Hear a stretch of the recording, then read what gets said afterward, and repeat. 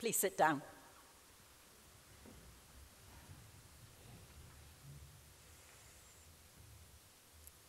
Jesus told stories to change us all, is what it says in one of our communion service orders of service. In the understanding that we all have stories which can change other people, the theme for this assembly is telling the story. You'll find lots of examples of this during the next 4 days, from the story of the early church in the Acts of the Apostles, which we've begun to hear this afternoon, to stories from synods and churches about the work they're doing. During the last 2 years, there's been much debate about whether it should be telling the story or telling our story. But after all, our story is part of the story. And so here we are telling the story from where we are in our lives and with our experiences. The experiences which make up my story lead me to 2 conclusions, which I want to share with you. The first is that the church is an exciting place to be right now. God is leading us to face difficult decisions and new possibilities. And the second conclusion comes from a belief that Christianity will not die, but the church as we know it needs to change, even to die, if it is to be part of the new thing which God is doing. When I was asked by one of the churches in Yorkshire if I would allow my name to go forward as nominee for the role of moderator of General Assembly, my first reaction was to think, wow, yes, no, I can't do that. I don't want to do that. That would be interesting. Stop, take a deep breath, and pray. Since that time, I've reflected on the Bible stories which remind us of how people from Abraham to Paul set out into the unknown in faith, trusting only in God. And experience has taught me over the years that God calls us to take risks. Well, they're actually just what seem like risks to us. In reality, we are stepping out in the faith that He will be there alongside us. The risk is only in our own minds. And I believe that this is where the church is today, being called out in faith to take risks for God. The 2 years since Assembly met in Edinburgh has been a great gift to both Kirsty and me. It has given us the opportunity to reflect on the role of Assembly moderator and try to be intentional about what we do over the next 2 years. One of the challenges we all face is how to relate to the society around us in the 21st century. And it often feels as though one of the riskiest places to be is in that society. But that's exactly where we are, each of us, day by day. Whether that is in the workplace, or the community in which we live, or trying to make sense of family life, where we are maybe, as churchgoers, in a minority. How do we make our faith relevant to the world in which we live? If we look at what Jesus did, He gives us the example of ministry in the streets where people were. One of my experiences is as a workplace chaplain in the steel industry. This is a role which is not just about being alongside people, those whose jobs have been under threat, managers who've been making hard decisions about the future of the company, and union officials who've been trying to ensure the best way forward for the workforce and the company. It is about challenging the accepted way of doing things in the harsh world of commerce and industry. But challenging means moving out of our comfort zone and being alongside people, building relationships and understanding. Let me take you on a day's visit. I park my car. I don my protective jacket, boots, and hard hat. I pick up the safety glasses and the ear defenders. My first calling point is the stores. There's often a cup of tea offered there, and if there's time, a question about some item of news and the Christian perspective on it. Will so-and-so go to heaven after what they've done? Is it right that? If you want theological discussion, come to the steelworks with me. Next, I go into the rolling mill. The sound tells me a lot.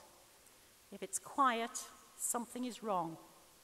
No steel is being produced, and there are questions about the future.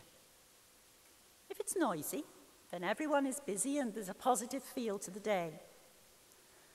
The job of chaplain involves loitering with intent, and most importantly, meeting God where he is, beside people in their daily lives. As a careers advisor, I worked for many years offering vocational guidance, helping young people to identify those skills which they could develop and use. Sometimes a young person would sit in front of me, eyes down, and when asked the question, "What are you good at doing?" the answer would be, "Nothing." Further discussion and questioning would invariably help us to discover some skill or talent which could be built on. And the concept that we each have skills to contribute to the world is also based on my understanding of the way in which God has ordered the world. Sadly, the church does not always recognize this in its perception of the relative places of lay and ordained members of the team. The United Reformed Church has, bravely some people would say, taken the risk and done things differently, committing to appointing 2 moderators, 1 minister and 1 elder. One of the things we've occasionally had to do during the last 2 years is to remind people that I am not deputy or assistant or helper of the minister moderator.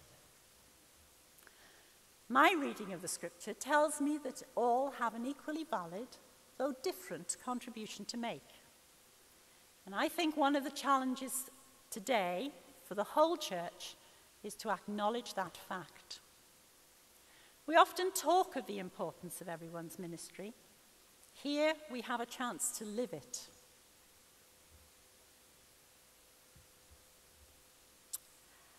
Val has told us something of her story. That story is, of course, unique to her.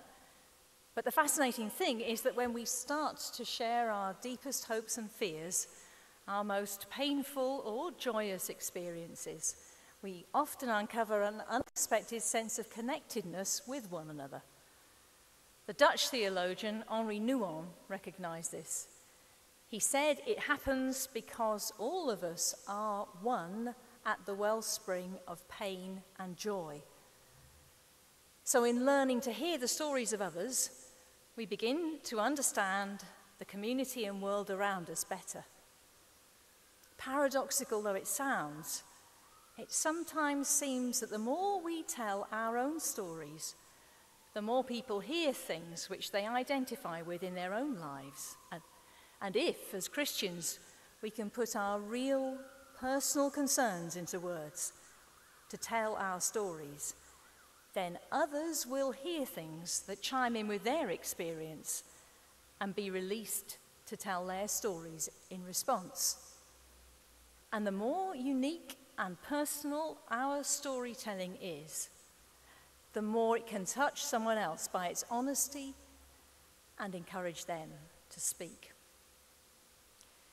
Here are a few episodes from my story. The first one about persistence.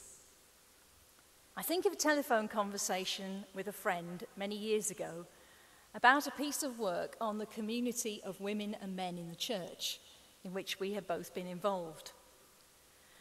The group we were part of had begun to make a difference by making people aware of gender justice issues in the church, but we knew there was a lot more to be done. Because of a change of ecumenical bodies, the group was going to be disbanded and its work farmed out in the new structures. We feared that meant a lower profile, fewer resources, and we shared a mixture of anger, hurt, and frustration at the prospect. I made some throwaway comment in a resigned voice about not wanting all this agitation, struggle, and hassle anymore. What was the point of putting so much energy into advocacy of an issue which so many people either failed to get or else resisted and ridiculed. My friend said, very gently, "So, is that it? You're going to give up on this now?" I realised then, as I stood there in an uneasy silence at my end of the line, that committing yourself to God's good news and invitation, saying all are welcome, is not a temporary option. This is not something you do on a short-term basis and then give up on. It's a lifelong task that we sign up for, and the outcome of it won't be seen in our lifetimes. That same thought kept me going when at the end of 2005, we hadn't made poverty history, in spite of all our campaigning zeal. Since then, the economic downturn has made the lives of the poorest people on our planet even more precarious. Jesus' story of the persistent widow comes to mind, someone who keeps on demanding justice until finally she receives it. My story has also been enriched by meeting people from other cultures. I think of a man from the Presbyterian Church in Malawi who came to the UK with his wife and teenage daughter about 6 years ago, so he and his wife could work in this country to see their daughter through school and university here. He openly acknowledged that he was the first Christian in his family.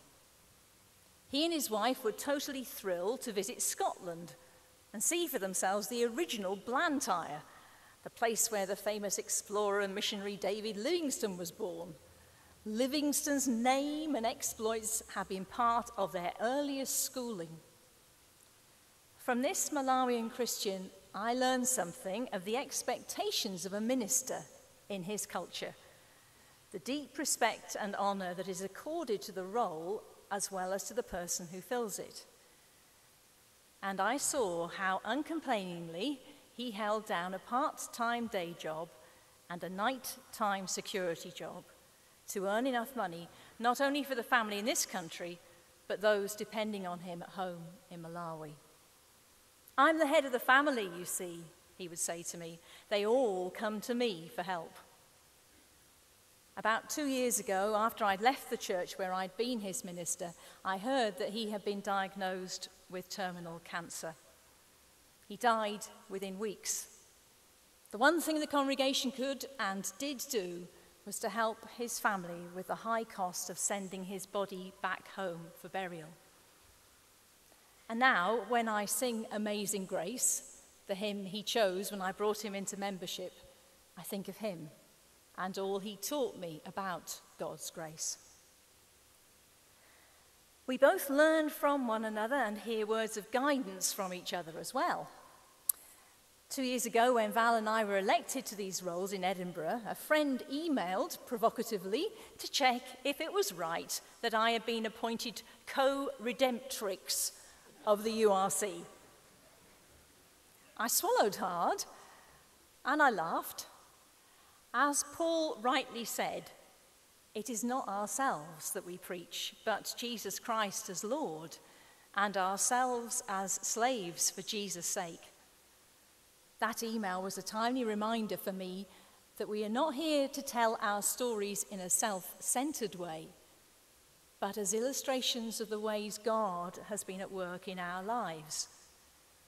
As we struggle to redefine our sense of what we're here for and what God wants from us, the last thing we need is the presence of competing egos pulling us in different directions.